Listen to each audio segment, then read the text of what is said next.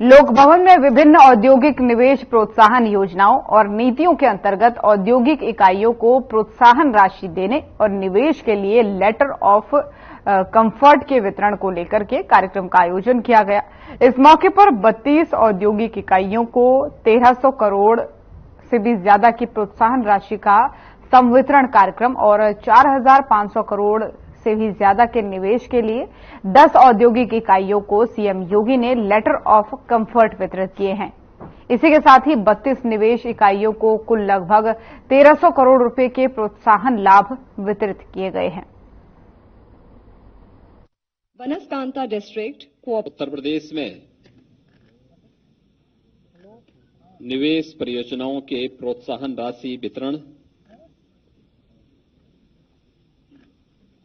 और नए निवेश के लिए आज एलओसी जारी करने के लिए आयोजित आज के समारोह में प्रदेश सरकार में मंत्रिमंडल के मेरे वरिष्ठ सहयोगी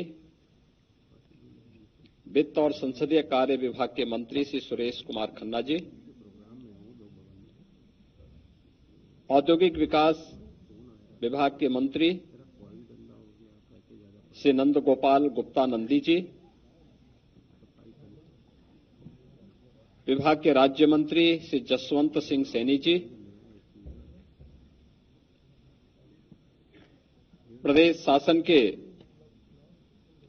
आईटी एंड इलेक्ट्रॉनिक्स विभाग के मंत्री श्री अजीत पाल जी, प्रदेश के मुख्य सचिव श्री मनोज कुमार सिंह जी, प्रमुख सचिव औद्योगिक विकास श्री अनिल कुमार सागर जी, आज के इस समारोह में उपस्थित प्रदेश के हमारे वे सभी उद्यमीगण जिन्होंने अपना निवेश सफलतापूर्वक उत्तर प्रदेश के अंदर संपन्न करने के बाद आज इंसेंटिव यहां पर इस समारोह में प्राप्त कर रहे हैं और जो नए उद्यम लगाने के लिए आज यहां पर सरकार के एलओसी जारी करने के आशय पत्र को प्राप्त कर रहे हैं। उपस्थित सभी अन्य औद्योगिक विकास विभाग से जुड़े हुए हमारे अधिकारीगण,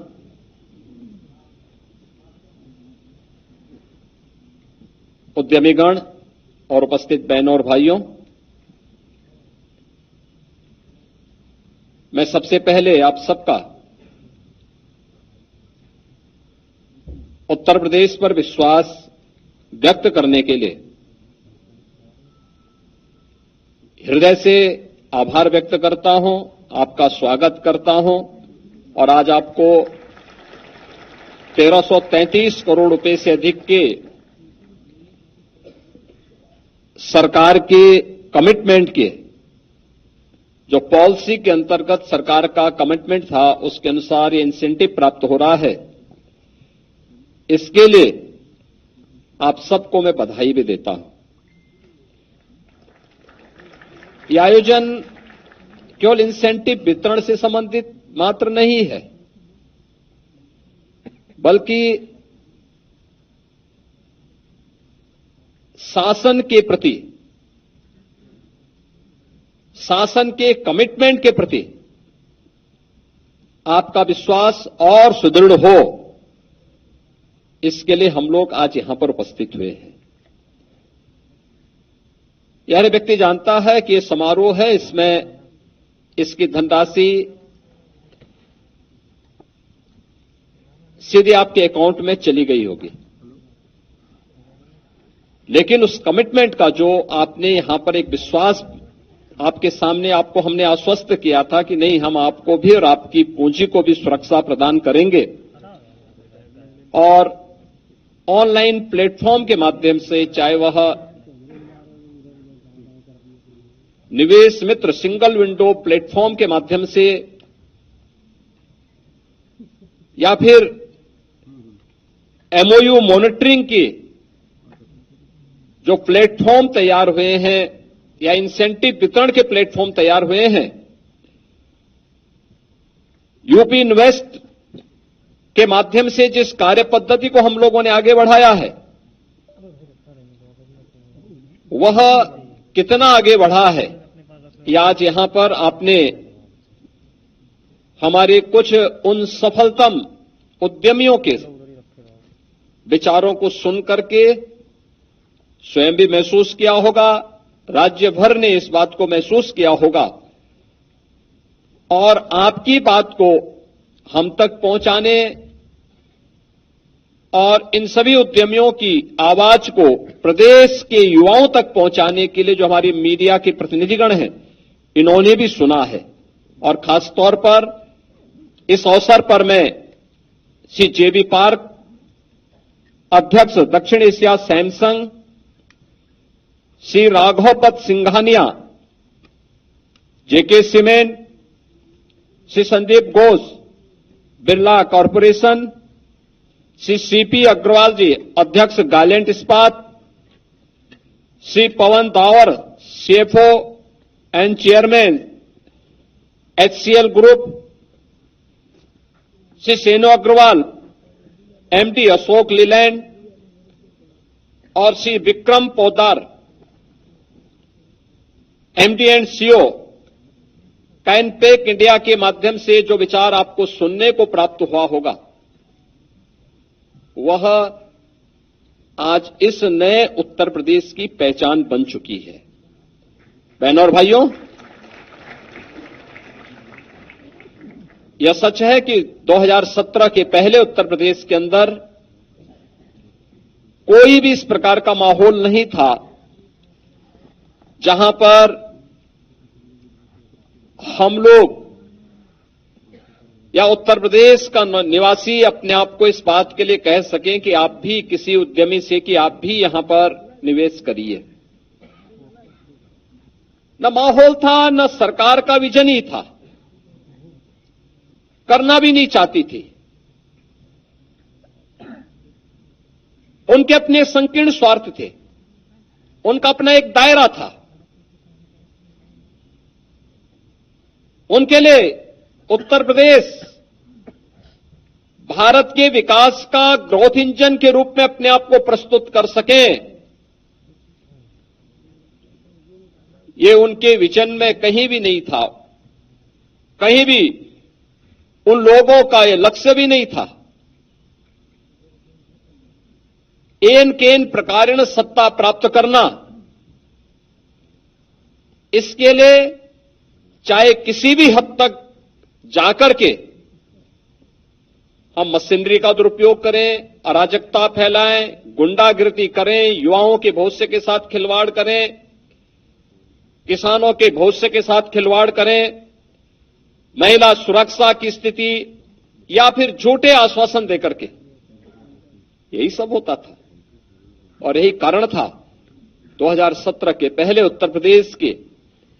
नागरिकों के सामने और खास तौर पर युवाओं के सामने पहचान का संकट था। देश के अंदर जाते थे, कहीं दुनिया के अंदर जाते थे, लोग उसे बड़ी हे भरी निगाहों से देखते थे। एक पहचान का संकट खड़ा हुआ था, डेवलपमेंट नहीं था, इंफ्रास्ट्रक्चर अत्यंत कमजोर था और कानून व्यवस्था की स्थिति के बारे में तो कहना ही क्या था। स्वाभाविक रूप से जब व्यक्ति ही सुरक्षित नहीं है तो पूंजी कहां से सुरक्षित होगी। महीनों महीनों कर्फ्यू रहता था, दंगे होते थे, पर्व और त्योहार जब किसी व्यापारी और किसी उद्यमी के लिए एक सीजन माना जाता है, उस समय जब दंगे शुरू हो जाएंगे तो फिर जब सीजन गया तो ऑफ सीजन में क्या उस व्यक्ति के लिए अवसर दिखता। लेकिन आज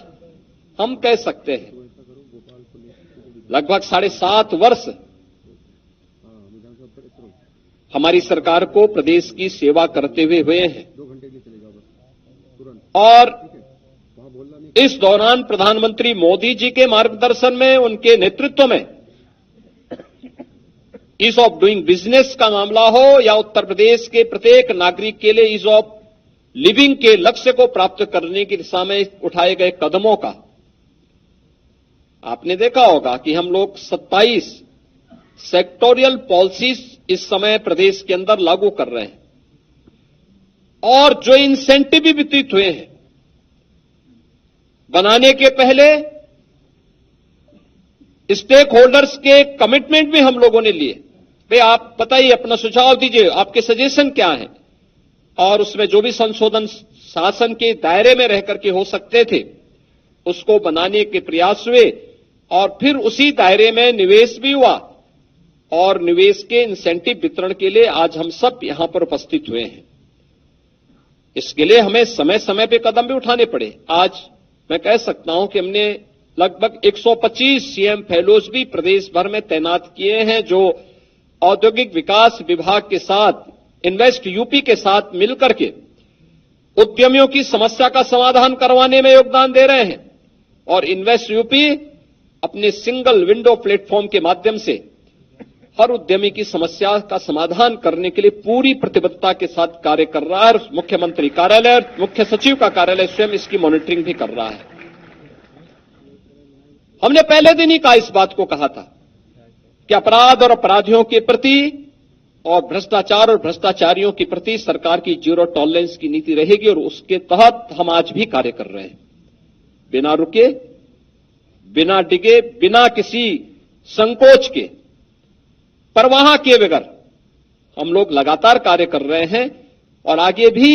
यही सिलसिला आपको देखने को मिला है और इसी का परिणाम है कि जो उत्तर प्रदेश पहले निवेश आता नहीं था,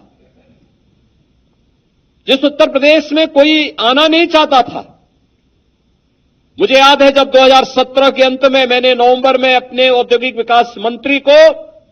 और उस समय के औद्योगिक अवस्थापना और औद्योगिक विकास आयुक्त को बुलाया था। मैंने कहा भी कुछ निवेश कराओ, रोजगार के चाहिए, कैसे होगा? तो वे मेरे पास आए थे। 20,000 करोड़ रुपए के निवेश के प्रस्ताव हम यहां पे लागू करवाएंगे, इसके लिए हमें एक ग्लोबल इन्वेस्टर समिट करना है। तो मैंने कहा भी पहले नाम चेंज कर दो भाई, इसका 20 ग्लोबल नाम होगा और निवेश आप केवल 20,000 का कराएंगे। फिर मैंने उनसे कहा कि 20,000 नहीं, इसकी लोअर लिमिट 2 लाख करो। उन्होंने कहा कौन आएगा यूपी में। और आज जब हम लोग फरवरी 2023 में अपना ग्लोबल इन्वेस्टर समिट करवाते हैं तो हमारे पास अब तक 40 लाख करोड़ रुपए के निवेश के प्रस्ताव प्राप्त हो चुके हैं। आज हमारे पास उत्तर प्रदेश के अंदर अकेले फरवरी में ही प्रधानमंत्री जी ने स्वयं 10 लाख करोड़ रुपए के निवेश प्रस्तावों का ग्राउंड ब्रेकिंग करवाया है। लाखों करोड़ रुपए के निवेश के प्रस्ताव जो ग्राउंड ब्रेकिंग हुए थे उनमें प्रोडक्शन प्रारंभ हुआ है और जिनमें प्रोडक्शन प्रारंभ हुआ है उन्हीं के इंसेंटिव भी वितरित हो रहे हैं। जिनको ये सब नहीं दिखाई दे रहा